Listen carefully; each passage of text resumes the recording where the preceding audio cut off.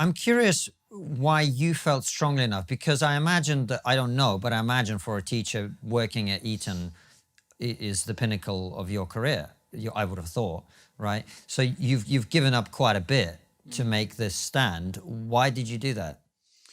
Well, it comes back to the comment that I made earlier about feeling that I didn't really have a lot to lose because the job had already changed so fundamentally from what it was when I applied for it. And what was important to me about it was really wrapped up in this whole dispute.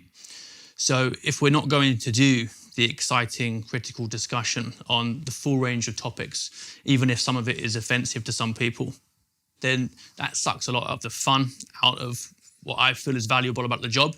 And to be honest, I think it also goes to the heart of what has traditionally been the essence of a Western liberal education.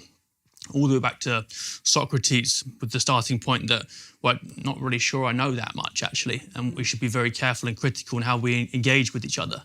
So to say that one particular argument expressed in a lecture is just not worth hearing whatsoever, as if you know for sure that there's no truth in it, is a real challenge to that. And it was best expressed by John Stuart Mill On Liberty, saying that it's very rare in the course of human affairs that one side is completely right and the other's completely wrong. And that's why it's so essential that we have that give and take. It's vital that we have this give and take. I'll be honest with you, Will, when I was reading about your case, I was completely horrified, because I think if you've been in education, you can see the way it's going. You can see the way it's moving. It's not just your case. We've seen Batley Grammar School with what happened, their refusal to stand up for a teacher when they were talking about controversial issues. Do you think we've now reached a point where that battle is actually lost? And do you think, as Eric Kaufman, who we had sitting in your seat, said, that what we need is government intervention at this point, in universities, but probably also in schools as well? Yeah, I know there are people who argue that it's lost. Jordan Peterson is saying now, send your kids to trade school. I don't think it's maybe that extreme. I think the US has gone further than we have. I think that there's still a chance to turn things around in the UK. And the reason this particular point of principle meant a lot to me is that it's never been litigated. So the Equality Act has never been used in this way before. So when I found out that this was both a novel and activist interpretation of the Equality Act, no teacher's ever fallen foul of this idea of curriculum content being fine for students but not for staff. I thought it was one that would be worth pushing because so much is at stake.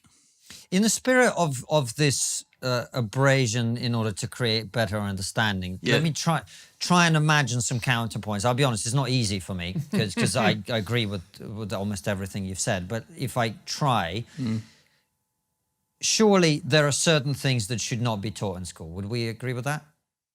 Well, you want to think about the fact that curriculum content is excluded by law. Yeah. So that would seem to give a kind of carte blanche, but nobody actually really thinks that. It's got to be age appropriate.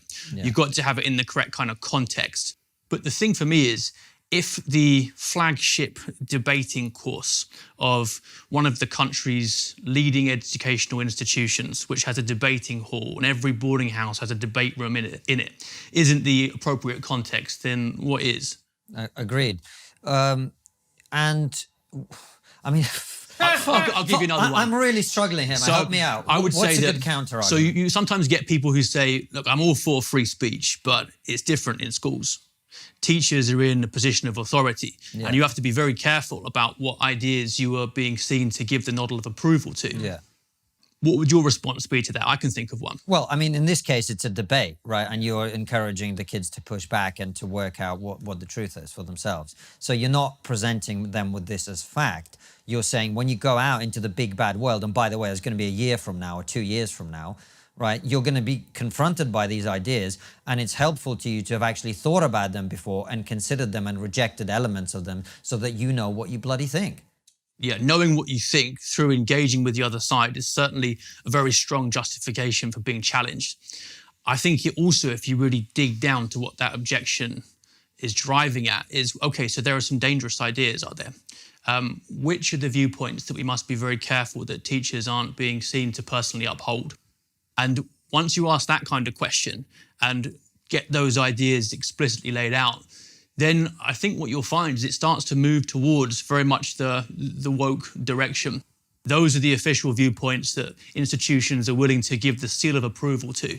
And teachers who question them or want boys to at least consider arguments for and against are seen as undermining the institutional project.